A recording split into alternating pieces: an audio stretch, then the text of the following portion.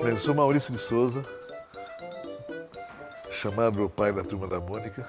Todos os personagens são meus filhos. Ninguém gosta de um filho mais que o outro. Eu nasci numa casa cheia de livros. Papai era poeta, era artista também, mamãe era poetisa.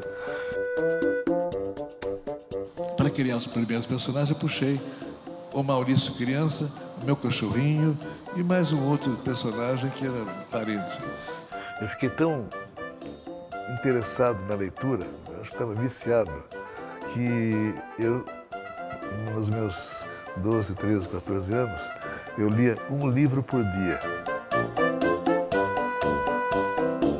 Durante 40 anos, eu queria fazer livro e não podia porque o meu contrato não permitia. A literatura, ou a leitura, me ensinou tudo o que eu precisava para depois criar histórias em quadrinhos. As crianças estavam perguntando agora há pouco para mim, por que o Cebolinha tem sapato e a Mônica não? Eu não queria fazer uma história para adulto. Eu queria fazer uma história que todo mundo lesse, inclusive as crianças. Os meus personagens lidam com as diferenças da mesma maneira que todas as crianças que têm.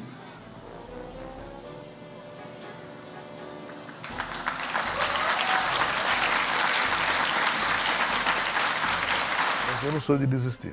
Eu sou de fazer uma coisa, olhar para diante e facilitar a minha vida para continuar fazendo aquilo que eu gosto.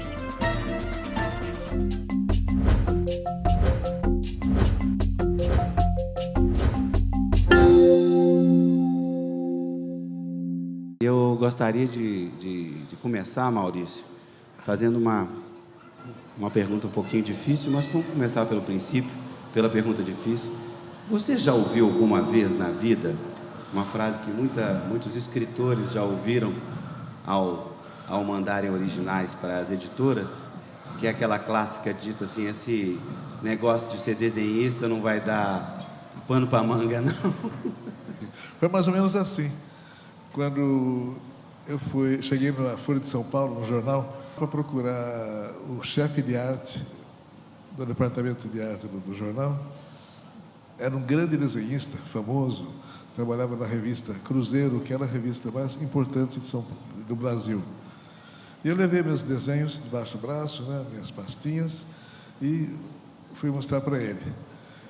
Ele me recebeu na porta, de pé, com evidente má vontade. Mas eu, na minha ingenuidade, na minha inocência, candura de 17 anos, eu não reparei. Ele pegou meus desenhos, olhou. Veja bem, desenhos que eu tinha caprichado, desenhado nos últimos tempos, antes de ir lá no jornal. Mostrei para todo mundo. Meu pai, minha mãe, minha madrinha, minha avó, minha namoradinha, meus colegas. E todo mundo achou que estava bom, estava bonito, legal, bacana. Daí ele pegou esses desenhos que todo mundo tinha achado bonitinho e falou: desista, rapaz, desista. Desenho não dá futuro para ninguém, não dá dinheiro, vai fazer outra coisa na vida. Bim! Fechou a pasta, virou as costas e entrou na sala. Esse você tinha ido à Folha de São Paulo para tentar o emprego? Tinha ido para a Folha para tentar emprego de desenhista, né? Daí, logicamente, depois dessa, o mundo, o chão fugiu dos meus pés, né? Sumiu. Deu embaralhamento na cabeça. Eu falei, alguma coisa está errada. Tudo que falaram até agora estava torto, errado. O que eu estou fazendo aqui? Saí da sala dele e me encaminhei à redação da Folha, que era a sala do lado. Devia estar com uma cara de candidato a suicídio ou qualquer coisa assim. Saí me arrastando pela redação, daí passei perto de um jornalista chamado Mário Cartacho, senhor de idade já. Ele viu minha cara, deve ter visto minha cara, ele falou: o que houve, menino? Eu tinha 17 anos, novinho. Daí cheguei para ele e choraminguei o que tinha acontecido, né? Balbuciei. Ele falou: deixa eu ver esses desenhos aqui. Ele olhou. Você desenha bem, mas a sua pasta que você trouxe aqui, você pegou seus desenhos, recortou com tesoura. Você não fez um trabalho bonito, não pegou um passepartout, papel de seda, fez uma pasta mais chique, mais sofisticada. Esse pessoal gosta de luxo, depois que eles vão ver o seu desenho. Mas eu continuava inconformado. Daí ele olhou para mim e falou, faz o seguinte, pelo visto você está precisando trabalhar, ganhar um dinheirinho. Eu tenho uma vaga aqui na seção de copydesk. É a pessoa que faz a revisão do texto dos repórteres. O repórter chega correndo na redação, escreve de qualquer maneira e passa muita bobagem no texto, né? E eu, então, teria que corrigir. Eu já tinha feito num papel que eu mandei para o jornal, eu estava com ele ali e o Cartacho viu. Ele sabia que eu escrevia bem, que eu gostava de escrever, e escrevia bem mesmo. Então, consequentemente, eu entendia bem de português também. Então, ele me convidou para ser copydesk, que seria revisor do texto dos repórteres. Bem, não pagava bem, era meio-dia só, mas eu entraria no jornal, que é o que eu queria. Ele falou, você entra aqui, enquanto isso, aperfeiçoa seus trabalhos, seus desenhos, treina bastante, você vai fazer amizade com os chefes de redação, com os diretores do jornal. Então, quando você voltar com o seu desenho melhorado, aperfeiçoado, você vai falar com alguns amigos seus, não inimigos, não estranhos. Pessoa que já tomou cafezinho com você na cantina, uma cervejinha na esquina. Então, não vai ser estranho. Você topa? Lógico que eu topava. Topei e entrei para fazer esse trabalho na redação. Alguns dias depois, o mesmo Cartacho chegou para mim e falou, olha, abriu uma vaga na reportagem policial. Ganha mais, é melhor para você, você escreve bem, então acho que dá para você tentar isso. Fiz um teste, passei e entrei na reportagem policial. Nunca tinha pensado em fazer reportagem policial. Mesmo porque eu tinha um problema sério, eu sabia que eu ia enfrentar ali. Se eu visse sangue, eu desmaiava. Eu tinha vertigem, caía para trás, né? E repórter policial tem que estar acostumado a ver tudo, ver tudo. Eu entrei na reportagem policial meio assanhado com a possibilidade de virar um super-herói. Eu lia muito gibi, acompanhava Dick Tracy e outros personagens que eram detetives e eu já me via detetive, fazendo investigações atrás da polícia, fazendo furos de reportagens. Na minha idade, isso era uma aventura. E eu entrei na reportagem, comecei a escrever lá as minhas matérias. Ali levei um susto. Eu escrevia bem, eu lia muito. Mas eu não sabia que na reportagem eu não podia usar muita coisa que eu tinha aprendido a duras penas nos meus anos de escola. Eu não podia escrever nada denotando uma emoção ou falando do que eu achava de alguma coisa. Eu tinha que ser direto, objetivo, enxuto. Eu não podia... Era só responder as perguntinhas. O que, onde, como, por quê, quando. Eu me magoei muito com isso, né? Eu precisava jogar fora tudo que tinha aprendido de português, de Eça de Queiroz, Machado de Assis, e escrever justinho o que acontecia, mas era o jeito. Mal sabia que isso ia me preparar para, no futuro daquela época, eu escrever os balões da história em quadrinho do tamanho adequado, não fazer uma literatura dentro do balão. Eu ia escrever enxutinho, como a reportagem exige. Se eu não tivesse passado pela reportagem, talvez eu fosse desenhista de histórias em quadrinhos, mas não escritor de histórias em quadrinhos. Então, acidentalmente, isso me ajudou para chutar o meu português clássico, né?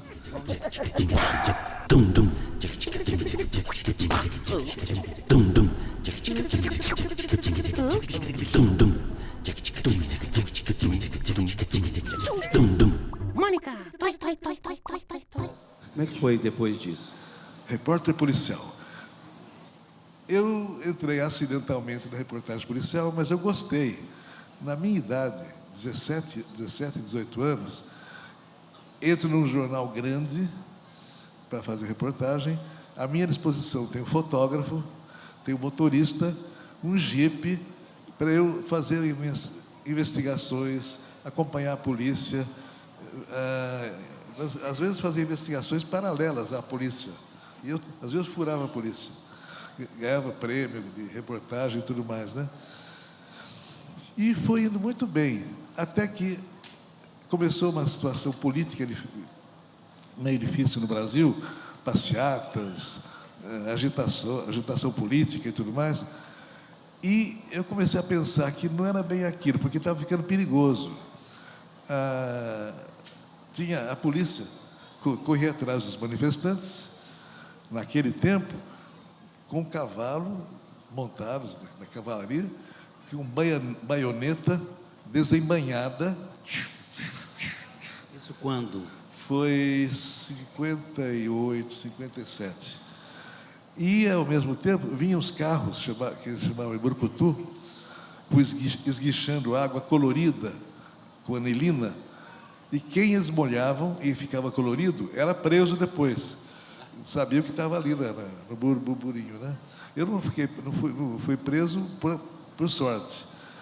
No meio disso tudo, cavalo caindo, eu pegando os truques que os manifestantes usavam lá para derrubar os cavalos, jogavam rolha no chão, o cavalo pisa na rolha, se desequilibra, vai embora e o soldado vai junto. Então, eu fui aprendendo essas coisas todas que não me servia para nada, mas, de qualquer maneira, assustava um pouco, né? Daí eu falei, não é para isso. Eu vim aqui para desenhar, eu quero fazer o que eu gosto de fazer, eu não quero fugir da polícia, está ficando perigoso, eu vou voltar. Eu fui para casa, sumi da redação uma semana e desenhei a minha primeira historinha em quadrinhos, que era a história do Bidu e Franjinha. Eu tive que procurar um menino na historinha que era mais ou menos como eu era, fazia poucos anos.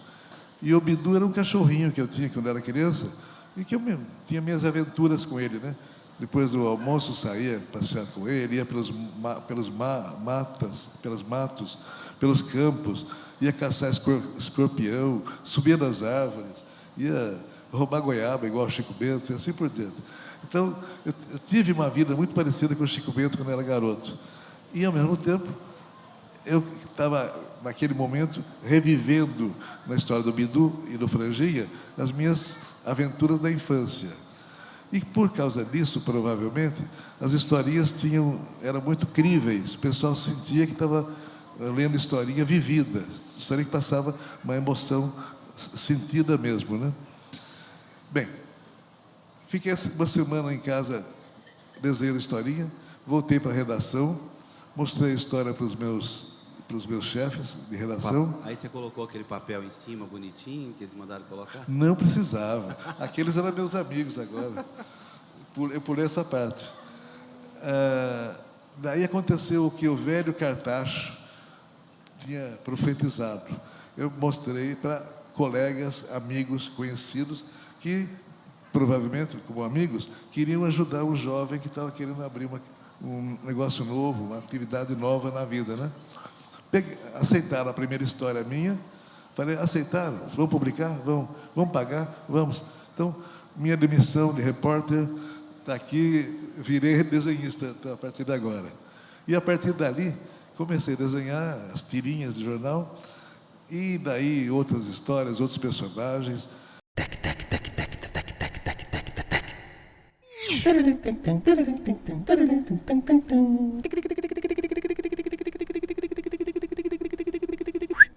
Acontece, e tem acontecido várias vezes, eu tenho anotando, porque eu quero mandar para o pessoal estudar, da criança com autismo se identificar com um personagem, assume a identidade dos personagens e começa a se comunicar como o personagem. Então, eu fui visitado por um menino de chapéu de palha, roupinha igual do Chico Bento, ele era o Chico Bento.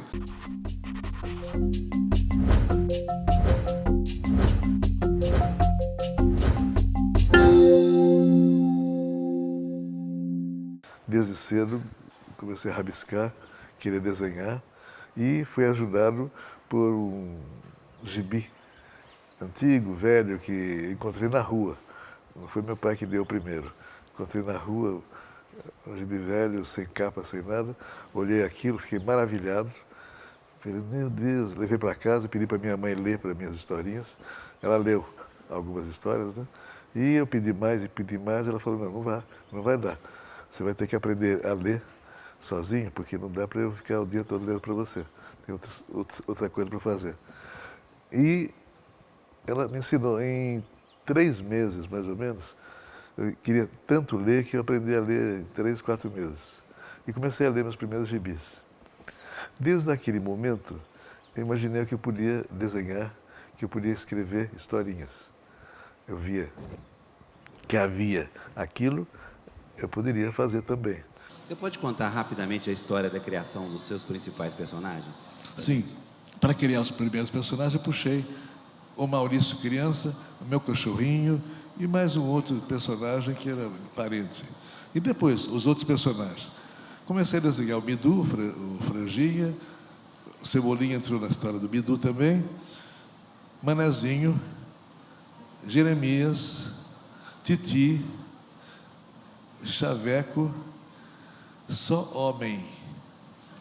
Só homem. Por quê? Porque eu tirava da minha vivência as histórias. Eu nunca tinha sido mulher, então eu não sabia como é que a mulher pensava. Que referência que eu tinha, né? Alguém na redação me chamou a atenção. Maurício, qual é? Misógino? Tem medo de mulher? Por que você não faz mulher na sua história? Eu falei, é mesmo, meu Deus. Mas como é que eu não vou fazer mulher? Como é que mulher pensa? Daí, eu achei uma solução. Eu já estava com 3 filhas lá em casa, brincando e brigando perto de mim, que eu trabalhava em casa naquele tempo. Eu via a Mariângela, minha primeira filha, toda delicada, bonitinha, brincando com as irmãzinhas novas, mais novas dela. A mais nova, a segunda, era a Mônica, com a brabeza dela, com o coelhinho que existiu realmente. Era um coelho diferente, era um coelho azul, que eu comprei na feira, era duro, cheio de palha por dentro, uma coisa bem tosca, né? Mas para ela, aquilo foi uma maravilha, um coelhão maior que ela, né? E ela arrastando o coelho, e às vezes querendo levantar o coelho para bater na irmã. E lá do lado, sempre na cozinha, a Magali comendo uma melancia inteirinha, todo dia.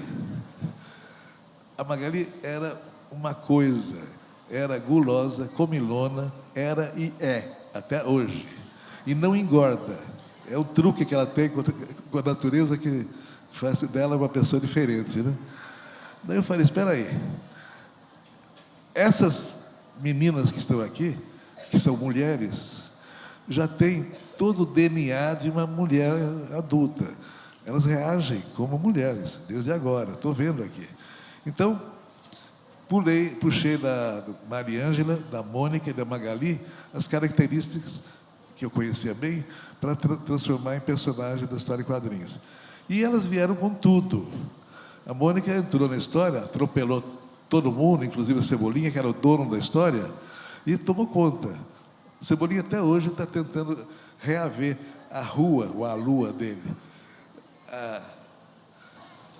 Então, com isso, eu pude criar os personagens femininos, e acho que deu certo porque eu estava retratando mulheres normais, com as características, com as coisas boas e más que as mulheres têm, se é que tem coisa má, mas a Mônica ganhou espaço, nunca mais largou, ficou personagem mais forte, como toda mulher também, quando ganha espaço, desistam homens presentes, ninguém recupera, viu? As crianças estavam perguntando agora há pouco para mim, por que o Cebolinha tem sapato e a Mônica não? Por que o Chico Bento tem dedo no pé e os outros não têm? Nessa época, desenhando as primeiras tiras... Nós estamos falando de que ano? Era 59. 59. Nessa época, desenhando as primeiras tiras, uma tira deu tempo de desenhar sapatinho e tudo mais nos personagens. Em seguida, comecei a criar outros personagens e fazer mais tiras. E, trabalhando sozinho, sem equipe, eu descobri que eu não tinha tempo de desenhar sapato. Então, os personagens que nasceram a partir dali, nasceram sem sapato, e personagem, quando nasce de um jeito, não pode mudar. E quando nasce de outro jeito, também não pode mudar. Então, quem nasceu com sapato na minha história, está com sapato até hoje. Quem nasceu descalço, está descalço até hoje. Então, a explicação aí para muita gente que não entende por que tem essa diferença. Eu não tinha tempo de desenhar sapato. E eu não tinha equipe para me ajudar. Depois que eu fiz a equipe, né? Ela é forte, decidida, tem opinião e é sensível. Uma vez, quando havia um contrato meu com a SICA, de uma série de desenhos animados, e a Mônica começou a fazer muito sucesso, a SICA fez uma pesquisa, uma agência, para ver onde é que havia uma identificação da Mônica com as mulheres. Quem se parecia com as mulheres. Toda mulher consultada falou que queria ser a Mônica. Toda. Então, sem dúvida. Então, eu tenho várias experiências desse tipo, de identificação. E algumas até interessantes, dignas de estudo. Por exemplo, acontece frequentemente de crianças com autismo se identificarem com um personagem nosso. Às vezes, eles, tipo de autismo daquele bem agudo, bem sério, que deixa a criança isolada do mundo, né? Sem falar com ninguém, e sem participar de nada. Bem, acontece, e tem acontecido várias vezes, eu tenho anotando, porque eu quero mandar para a pessoa estudar, da criança com autismo se identificar com um personagem, assume a identidade dos personagens e começa a se comunicar como o personagem. Então, já vi, ele foi visitado por um menino de chapéu de palha, roupinha igual do Chico Bento. Ele era o Chico Bento. Ele queria ser chamado de Chico Bento, falava como se fosse o Chico Bento, caipirês, e, a partir dali, igual aquele Chico Bento que está lá, a partir dali, ele começou a se comunicar com a família, com o mundo. Isso tem acontecido muito. Tem uma menina da favela da Rocinha, que ela se identificou com a Mônica e virou a Mônica. Outro é o Cascão. Depois de algum tempo, eles vão se desassociando do personagem e estão acostumados já com a comunicação e passam a ter uma vida normal. Então, a Turma da Mônica está curando estados mais agudos de autismo. É um fenômeno maravilhoso que pode provocar, né? Estão estudando aí.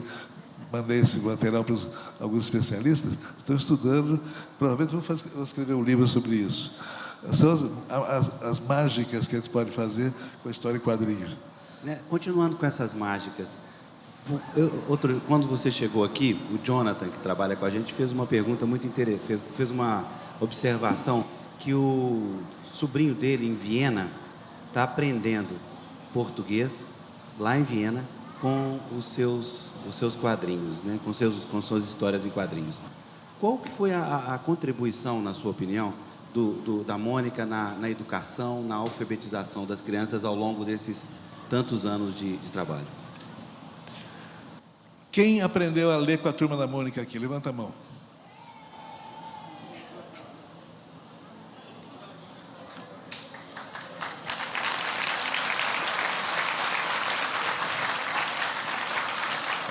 Isso acontece em todas as reuniões que eu faço.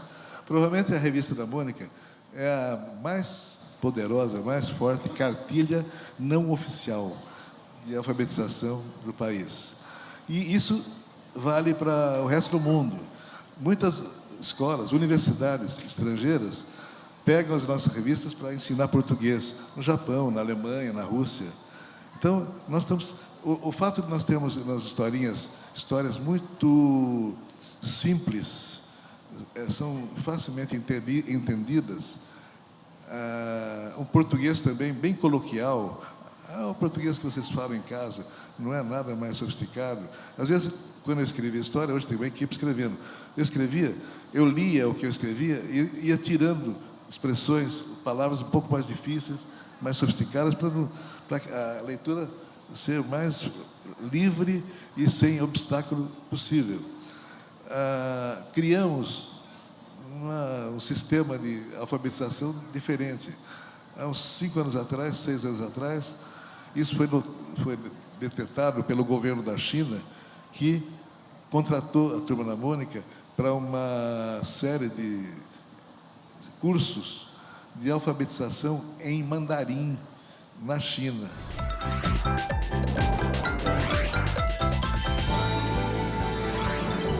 Pois é, você conseguiu desenvolver uma linguagem universal, não é? E aí vamos parar só na linguagem.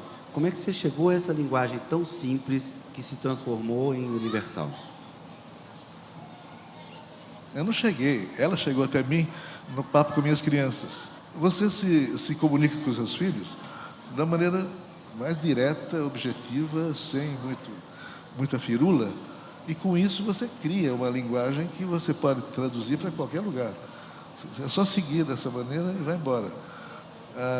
Nas minhas histórias, às vezes entra um personagem que fala um pouquinho mais difícil. Então, ele precisa falar daquela maneira para que haja uma realidade, um realismo, né? Mas, normalmente, como os personagens, a maioria dos personagens fortes são crianças, nenhuma criança fala enrolado, fala difícil. Então, com isso, nós não descobrimos. A gente topou uma maneira de comunicação, uma forma de comunicação que todo mundo entende. Hoje eu digo para os meus roteiristas, são 23, 24 atualmente, para que eles tentem vivenciar, estar sempre por perto de crianças, e se eles têm dúvida se o português, ou a linguagem que eles estão usando ali, vai funcionar, para eles procurarem crianças de 14 anos. A linguagem universal, hoje, é da criança, do menina de 14 anos, bem informado, que já entrou na internet, já está lendo, tem uma boa escola. Se você usar essa linguagem, você vai falar para o mundo. Se você subir mais um pouquinho, você já deixa de lado certas camadas da população que ou são mais sofisticadas ou não entendem bem uma coisa mais simples, mais direta. Nos meus 50 e tantos anos de história, eu li tudo de história em quadrinhos.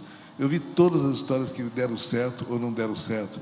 Eu conheci os maiores autores de histórias em quadrinhos do mundo. Eu vi aonde é que não funcionava, onde é que funcionava.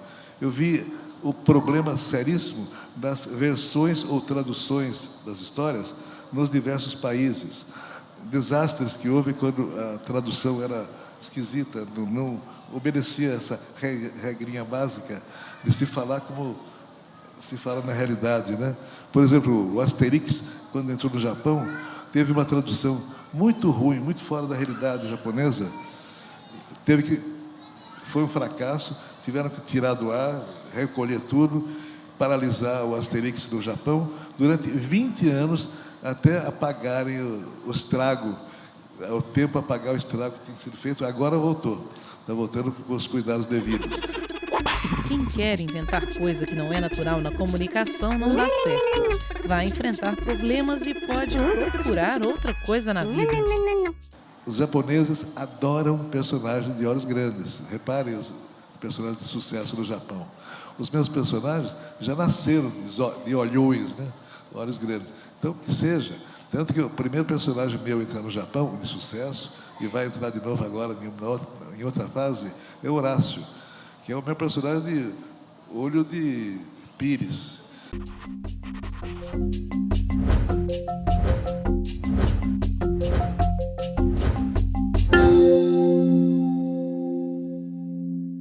Depois dos gibis vieram os livros, alguns livros, primeiros livros que me deram. O primeiro livro que eu tive, que eu me lembro, era um livro do Disney, era o livro do Mickey, Mickey, o Caçador de Gigantes. Livro bonito, da editora Melhoramentos, colorido. Achei lindo, mas daí eu queria mais. Era muito guloso, sequioso, eu queria mais livro, mais material de desenho, mais papel. E depois que eu passei a gostar também de livros, vieram mais livros. Até que, na escola já, eu descobri Monteiro Lobato. E comecei a ler tudo de Monteiro Lobato. Toda a obra. Eu decorava, sabia decor. Até os últimos livros deles, que eram mais sofisticados, sobre a mitologia grega, eu decorei. Não só decorei, como fiquei mais interessado ainda em mergulhar na informação que o livro tinha, que a literatura tinha. Eu ficava angustiado se não pudesse, no decorrer de 24 horas, terminar um livro, do começo ao fim. Eu me lembro que uma vez eu peguei o livro Covades, que é um tijolo desse tamanho, e eu resolvi ler num dia. Comecei de manhã, cheguei na escola, comecei a ler, e durante o dia li, fui para a noite lendo, entrei pela madrugada lendo, mais ou menos 3 horas da manhã consegui terminar o livro. Maurício, fala pra gente como é que foi, digamos, a profissionalização da Mônica do ponto de vista do empreendedorismo. Como é que você formou, qual foi o primeiro momento que você descobriu que isso deveria se transformar numa empresa como é hoje, uma indústria, uma coisa tão profissional como é a Turma da Mônica hoje? Mais uma vez, eu não inventei nada. Tudo que eu estou fazendo hoje, e nós temos centenas, milhares de produtos, inclusive, de formas de utilizar o nosso material, os americanos já faziam faz 100 anos. Só que não adianta você copiar o americano, ou copiar o inglês, ou copiar o japonês. Adianta você fazer o que eles fazem à nossa maneira, guardar as proporções à nossa maneira. Quando eu comecei a distribuir as tirinhas de jornal, eu tinha que distribuir de maneira muito tosca. Não dava para mandar cópias para os jornais, o Brasil é muito grande. Eu tinha que levar clichês numa malinha de couro, pegava o ônibus, que eu não tinha carro, e andava pelo Brasil inteiro, igual caixeiro viajante, levando jornal para jornal, aquele material, os clichês pesados para o diabo. Acho que sou ombrudo por causa disso, porque eu carregava aquele negócio pesado, mas era o jeito de fazer. Não dá para usar o sistema americano, mas dá para copiar a forma de eles distribuírem. A mesma tira que eu publicava em São Paulo, eu fazia o clichê e levava para os jornais, emprestava para eles durante algum tempo, no sistema de rodízio. Depois de algum tempo eu levava outra parte, tirava aquela primeira parte e levava para outro jornal e assim por diante. Foi uma guerra, foi uma loucura, mas era o que dava para fazer. Hoje não, hoje com internet e tudo mais a coisa fica mais fácil. Mas no nosso tempo era guerra, era uma... Mas você falou muito de tirinha de jornal, né? Quando você decidiu mudar para a plataforma da revista? Quando eu senti que estava com força suficiente. A tirinha do jornal dava certo no início e estava tudo muito bem. Mas o meu objetivo, em seguida, era a revista de banca. Era ali que estava a maior força. E até hoje é ainda. Nós temos uma venda mensal de revistas de 2 a 3 milhões de revistas por mês. E já foi mais, quase 5 milhões já. Diminuíram as bancas, o número de bancas diminuiu, mas aumentaram espaços alternativos, lojas, supermercados, tudo mais, que vão compensando, né? Mas a revista era o começo do processo. A primeira revista nasceu em 1970, em plena era do Disney reinar no Brasil. Ele tinha 5, 6 milhões de exemplares mês. Eu comecei bem, comecei na Editora Abril, com uma revista com 200 mil exemplares. É um bom número, mas perto do Disney, era lá longe. Só que eu não queria ficar nos meus 200 mil. Eu queria fazer mais. E as revistas pegaram. Ninguém acreditava. Mais uma vez, ninguém acreditava. Eu acreditava. E insisti. Deu certo. 2 anos depois, eu lancei a revista Cebolinha. E depois, Chico Bento, Magali e assim por diante. Hoje, nós temos 76% do mercado de publicações infantis juvenis do país. É um arraso. De qualquer maneira, nós estamos em diversos países, mas isso é uma guerra muito forte, inclusive continua essa guerra com Disney. Uma vez eu entrei na Europa com revistas e a Disney deu um jeito lá de me tirar da jogada, de me tirar dos países onde eu estava. Fez um acordo lá com os distribuidores e os distribuidores simplesmente proibiram os jornaleiros de vender o meu material. Daí não dava para continuar. Mas daí eu precisava de desenho animado, que eu não tinha. Hoje, eu estou fazendo desenho animado para daqui a 2 anos, a gente está para televisão, não para cinema, competindo com todos os estúdios do mundo, junto com a Cartoon, principalmente. Em seguida, estranhamente, com a Disney também, nós vamos fazer desenho animado. A Disney, um dos maiores sustos meus, né? Bom susto, falaram que estão interessados em fazer uma série com o Chico Bento. Isso vai ser lindo, vai ser ótimo. A Disney vai fazer uma série, Chico Bento? Fez a proposta, estamos estudando. E fazer o Chico Bento como ele é. Não vai ser americanizado, não. Então, e por aí vai. Nós estamos fazendo negócios com a Coreia. Na Coreia, nós estamos com exposições de arte, de nosso material, nos maiores museus. Eu tenho exposições na Coreia que eu nunca fiz no Brasil, tão grandes. Estamos fazendo a mesma coisa, estamos preparando material no Vietnã. Por que os asiáticos... Você acabou de voltar do Japão, não foi?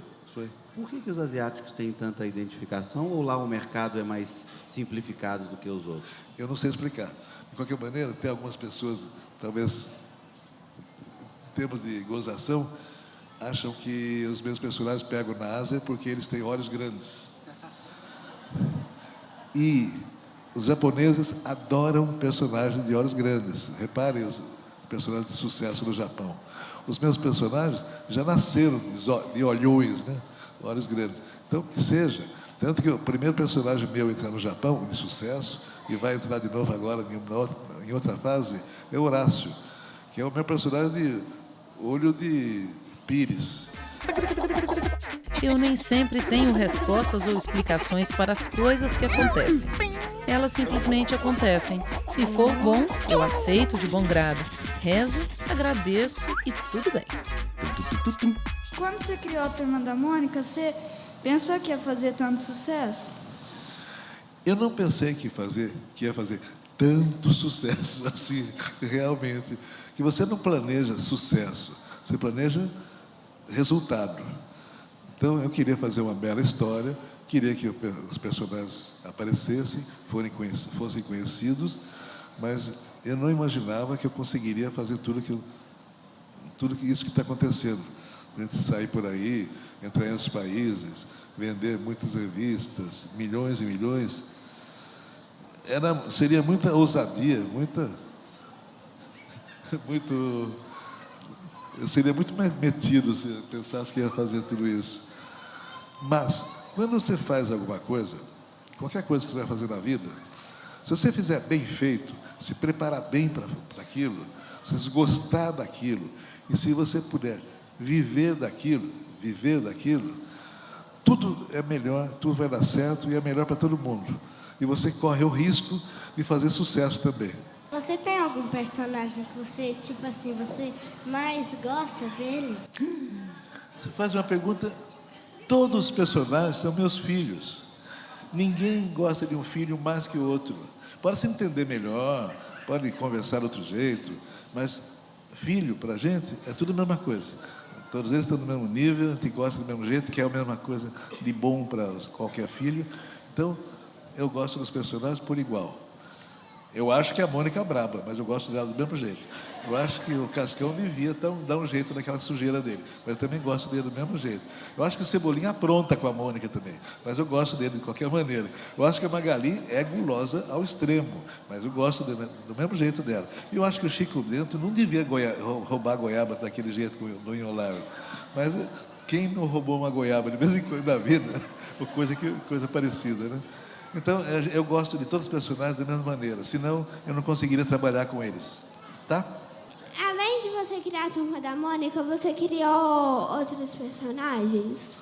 Outra história? Eu criei os que você conhece, a Turma da Mônica Criança, a Turma da Mônica Jovem, que você está vendo aí na sua revista, e eu vou criar, daqui a algum tempo, a Turma da Mônica Adulta. É, mas... Criei na mesma família de personagens da Turma da Mônica, que no gibi tem a Turma do Penadinho, tem a Turma do Batalhão, tem Piteco, tem o Astronauta. E nós estamos lançando, principalmente com esses personagens, muitos livros.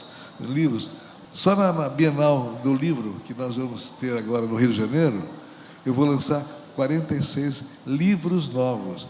E alguns deles com os personagens que não são da Turma da Mônica, são outros personagens. E estão lindos esses livros que estou fazendo. Durante 40 anos, eu queria fazer livro e não podia porque o meu contrato não permitia. Meu contrato exigia que eu fizesse só gibi. É o que rendia mais para a editora, então eles me obrigavam a fazer isso. De vez em quando brigava tanto que eles lançavam um livro por ano, 2 livros por ano. Você não vai publicar, vai escrever a sua autobiografia, não, Maurício, um dia? Ou já está escrita, eu não estou sabendo? Olha, terminamos... Tá? A biografia está a caminho. Eu já fiz 2 reuniões com a equipe que está planejando, são jornalistas que devem... Só que eu estou na fase de, logicamente, catar as lembranças, documentos, desenhos, e ver o que é que eu conto. Porque não é tudo que a gente pode contar na biografia. E não é tudo, não é porque tem alguma coisa de que eu me envergonhe. Tem coisas que eu não devo contar porque eu vou envergonhar algumas pessoas que passaram pela minha vida e aprontaram. E eu não posso falar algumas coisas, porque algumas dessas pessoas são pessoas que foram muito fortes, famosas. A maioria delas já foi embora, não me esperou, mas os filhos estão aí e as empresas deles estão aí. Então é meio delicado eu falar algumas coisas, tipo a empresa lá, que tentou me tapear, fez um contrato desonesto para ficar com os meus personagens. Tem uma porção de rasteiras que o pessoal tentou fazer comigo e que, por sorte, por alguém me ajudar, de alguma maneira, meu anjo da guarda estava ligado também, então não aconteceu nada de pior. Mas, fora isso, a minha vida está cheia de coisas muito interessantes, e agora estou pegando, até eu estou achando muito interessante. Eu vou ler com gosto, com atenção, a minha biografia, para reviver, assim, sentir de novo muita coisa que já passou, e às vezes eu também estou meio esquecido. Por exemplo, quando eu vi aquele gigantesco, aquela nave interplanetária, nave, de certa maneira, de outro planeta, passando por cima de mim, daquele jeito que foi, com detalhamento que eu vou pôr no livro, desenhos e tudo mais, o pessoal não vai acreditar, mas eu vou jurar que tudo que está na minha biografia é real, é verdade, aconteceu, ou eu acho que aconteceu.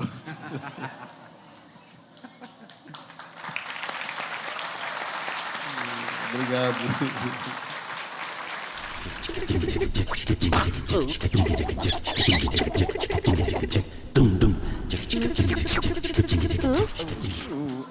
As crianças que têm algum problema, resolvem também.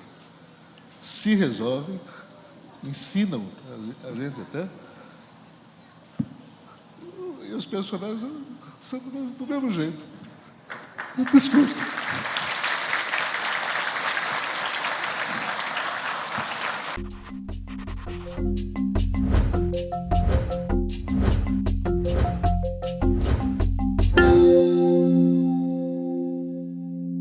Qualquer leitura é importante para levar a criança primeiro, depois os jovens, para a literatura. Porque a leitura é uma descidinha, é uma rampinha, que se chega ali, você só pode descer em busca de uma literatura, uma leitura mais sofisticada, mais completa, mais informativa. Então você não para. A leitura e o ensinamento que ela traz é um aprendizado constante, permanente, que te aperfeiçoa na comunicação e também aperfeiçoa o seu aprendizado. Quais foram os autores que você leu, que te naquele formou tempo? nessa época, voltando aqui? Antes, como todo mundo, a maioria de vocês, comecei com os pequenos livros de fada, de conto de carochinha, e depois Monteiro Lobato, que eu li tudo, até decorar. Qual idade que você tinha? Tinha 9, 10 anos. Li tudo. Mas daí, Monteiro Lobato, com tudo que eu gostava, não me bastava. Daí eu queria mais, queria uma leitura mais agitada, né?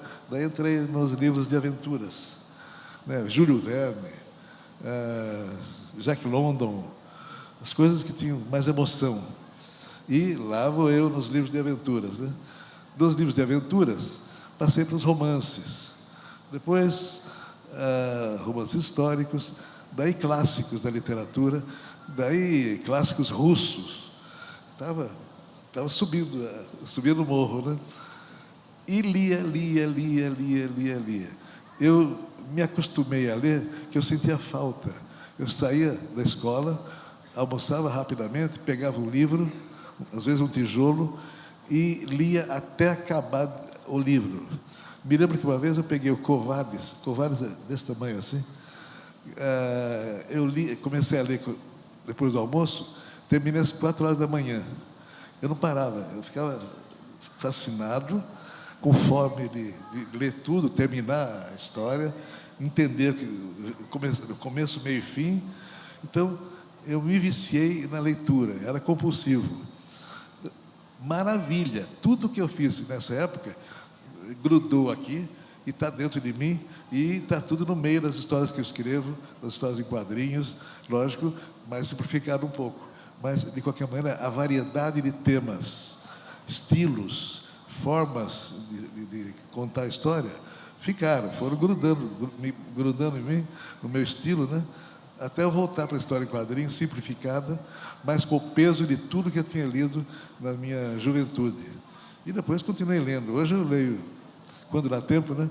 Eu leio 2 jornais por dia, todas as revistas semanais, e deixo meia dúzia de livros na cabeceira para eu ler aos poucos, picado, né? Não é o melhor, não é ideal, mas o que eu vou fazer? Não dá tempo de ler tudo, né? O tempo existe? Existe. O tempo é maravilhoso. O tempo é uma arena sem fim para você usar como você quiser e como você souber e como você resolver usar. Então, o tempo existe, mas não deve ser uma coisa que cerceie, que segure. Não deve servir para você estabelecer limites. Então, o tempo existe para te usar, esparramar na frente da gente, se esparramar em cima dele e você viver para ele. Porque é a coisa mais preciosa que nós temos hoje. Eu acho que o tempo, para mim, é a coisa mais preciosa que existe. É dentro dele que eu faço tudo que eu sei fazer, que eu quero aprender e que eu quero gozar da vida. E os 80 anos não passaram? Quantos? 60, desculpa. Para mim, a idade oficial da gente, é alguma coisa que é como se tivesse um automóvel, um carro, ela vai passando, vai passando, e você vai ganhando velocidade, ganhando espaço, vai chegando mais adiante. E enquanto você tiver uma boa estrada, um bom carro, saudável, você está ganhando sempre.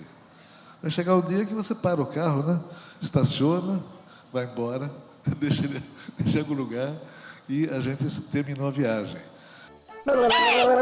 Mas até lá, na chegada do fim da estrada, a gente precisa fazer uma bela viagem, estar preparado para ela, usá-la bastante, gozar desta viagem.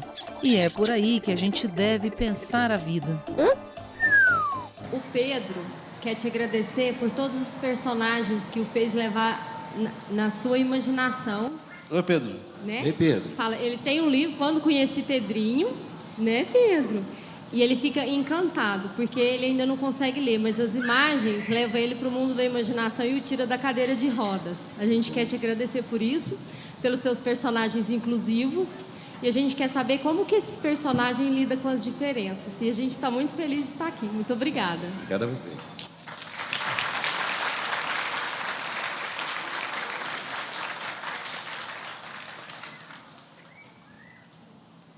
Os meus personagens lidam com as diferenças da mesma maneira que todas as crianças que têm.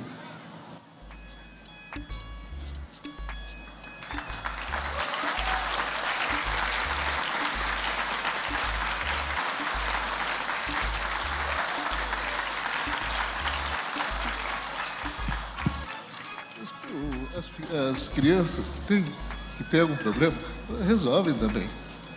Se resolvem, ensinam a gente até.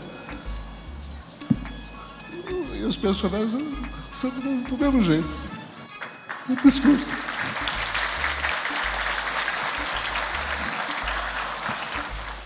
A gente se emociona, né? Faz parte. E ainda bem. Eu não gostaria de ficar frio. Muito obrigado.